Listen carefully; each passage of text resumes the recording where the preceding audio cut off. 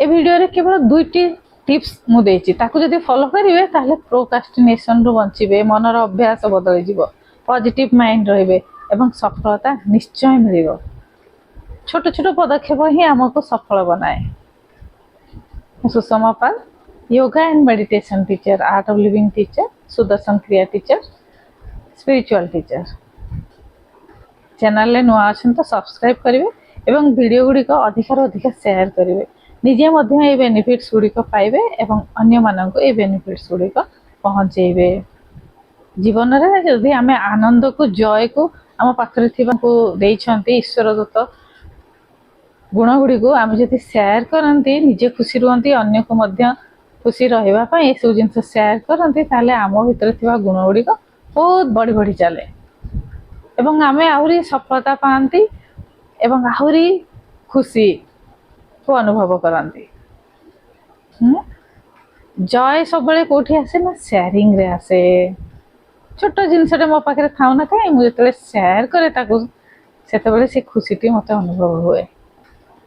Channel member होगापी join button को press करेंगे। Channel member बनवे प्रत्येक वीडियो गुड़ी को शेयर करदे। सफल और असफल ये दुईटी जिनस को आम जो ध्यान दियंती ना ता भितर मनुष्यर मन कौन थाए ना प्रोक्रास्टिनेशन गोटे मेन पॉइंट को आम असफल होती। प्रोक्रास्टिनेशन कौन ना काम को टाल मोटल करिवार हैबिट। मत इच्छा हो ना मु करी ना मोर मन ना मु करी ना मो पाखे जिनसटी अवेलेबल ना मु करी ना कौन ना कौन गोटे बाहाना मन खोजु थाए। न करिवार अभ्यास काम न करिवार अभ्यास मन सब बेले खोजु थाए। तेणु मन को सेठी चेंज करने पॉजिटिव करने आमको प्रेजेंट मोमेंट रू काम को करने पड़े। वर्तमान क्षण आज ठारू एबे ठारू काम जो आरंभ करदबा से आउ ये प्रोक्रास्टिनेशन आमको डोमिनेट करिपरिबो नाही।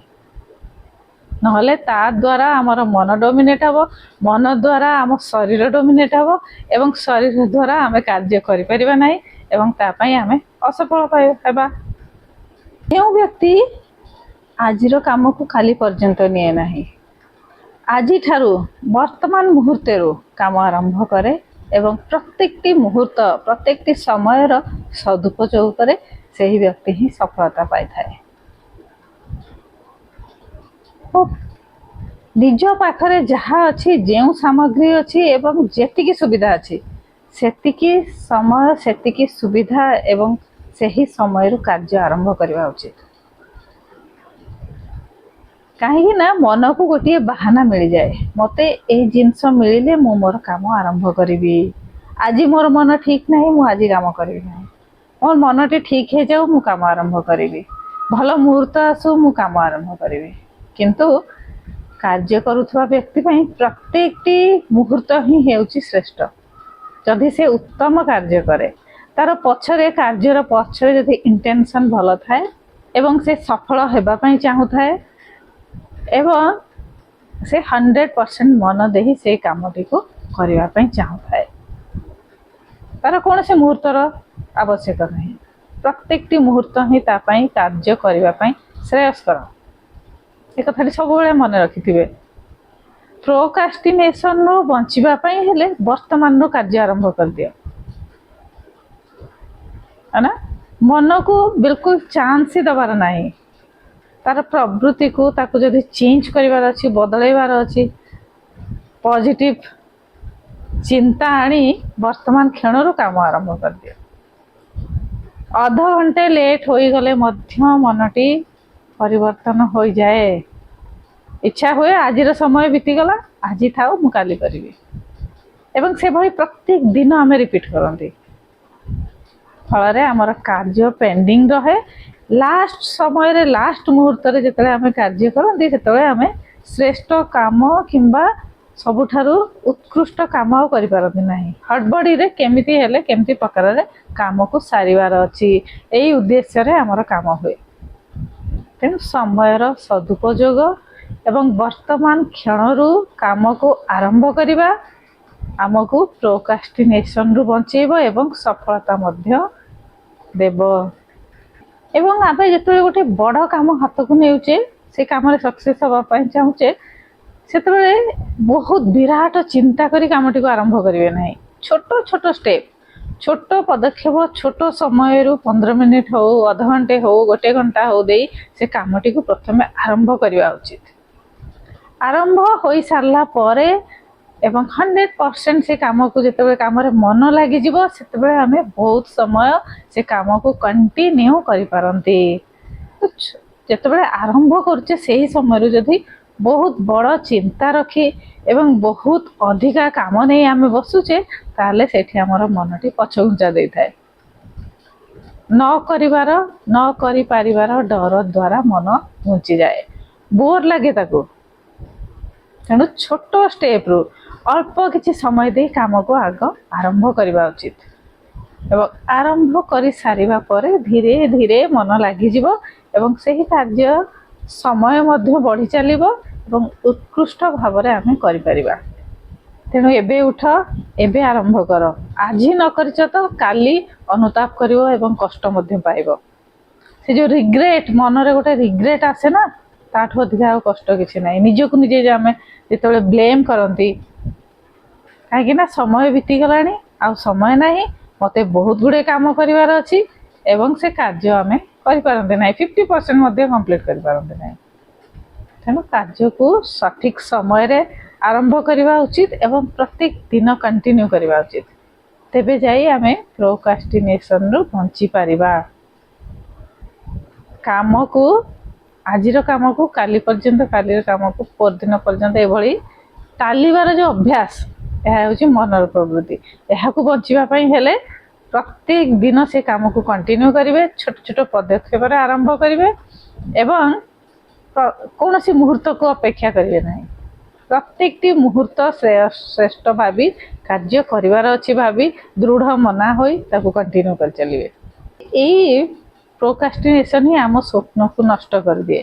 ଆମ ଅସଫଳ ହେବାର ଗୋଟିଏ ମୁଖ୍ୟ କାରଣ ହେଉଛି ପ୍ରୋକ୍ରାଷ୍ଟିନେସନ୍। ଆଜିର ଛୋଟ ଚେଷ୍ଟାଟି ଆସନ୍ତାକାଲି ଆମକୁ ବଡ଼ ସଫଳତା ଦେଇଥାଏ। ସବୁବେଳେ ମନେ ରଖିଥିବେ এই କଥାଟି। ଛୋଟ ଛୋଟ ଷ୍ଟେପ୍ ନେଇ ହିଁ ଆମେ ଗୋଟିଏ ବଡ଼ ରାସ୍ତା ଚାଲିପାରିବା। ଏକାଥରେ ଗୋଟିଏ ବଡ଼ ରାସ୍ତାକୁ ଚାଲିବା ପାଇଁ ଆମେ 3ଟି କିମ୍ବା 4ଟି ଷ୍ଟେପ୍ ୟୁଜ୍ କରିପାରିବା ନାହିଁ। ହଜାର ହଜାର ଷ୍ଟେପ୍ ଆମକୁ ଚାଲିବାକୁ ପଡ଼େ ଯେତେବେଳେ ଗୋଟିଏ ବଡ଼ ରାସ୍ତା କଭର କରିବାର ଅଛି। ତେଣୁ ଛୋଟ ଛୋଟ ପଦକ୍ଷେପ ଆମକୁ ସଫଳତା ଦେଇଥାଏ ଏବଂ ମାଇଣ୍ଡ ସେଟ୍, ଆମର ମାଇଣ୍ଡ ମଧ୍ୟ ସେ ପ୍ରକାର ଟ୍ରେନିଂ ହେବାର ଅଛି, ଟ୍ରେଣ୍ଡ ହେବାର ଅଛି, ସେଟ୍ କରିବାର ଅଛି। ସବୁବେଳେ ପଜିଟିଭ୍ ମାଇଣ୍ଡ ସେଟ୍ ରଖିବେ। ହାରିଗଲେ ମଧ୍ୟ ପଜିଟିଭ୍ ମାଇଣ୍ଡ ସେଟ୍ ରଖିବେ। ଆଜି ହାରିଛି, କିଛି ମୋତେ ଶିକ୍ଷା ମିଳିଲା, କାଲି ମୁଁ ନିଶ୍ଚୟ ଜିତିବି। କେହି ଗୋଟେ ଥରରେ ଜିତେ ନାହିଁ, କେହି ଗୋଟେ ଥର ହାରିଗଲେ ଆଗକୁ ଜିତି ପାରିବନି ବୋଲି କୌଣସି ନିୟମ ନାହିଁ। ଯେତେ ଥର ହାରିଲେ ମଧ୍ୟ ଦିନେ ନା ଦିନେ ସଫଳ ହେବ ଏବଂ ଯେତେ ଥର ଜିତିଲେ ମଧ୍ୟ ଦିନେ ନା ଦିନେ ଅସଫଳ ହେବ। ସଫଳତା ଏବଂ ଅସଫଳତା ଦୁଇଟି ହେଉଛି ଗୋଟିଏ କଏନ୍ର ଦୁଇଟି ପାର୍ଶ୍ୱ। ଯଦି ଅସଫଳ ହେଉଛ ତ ଦିନେ ନା ଦିନେ ସଫଳ ହେବ, ଯଦି ସଫଳ ହେଉଛ ତ ଦିନେ ନା ଦିନେ ଅସଫଳ ମଧ୍ୟ ହେବ। କିନ୍ତୁ ଦୁଇଟି ଯାକ ଜିନିଷକୁ ଆମକୁ ଗ୍ରହଣ କରିବାକୁ ପଡ଼ିବ।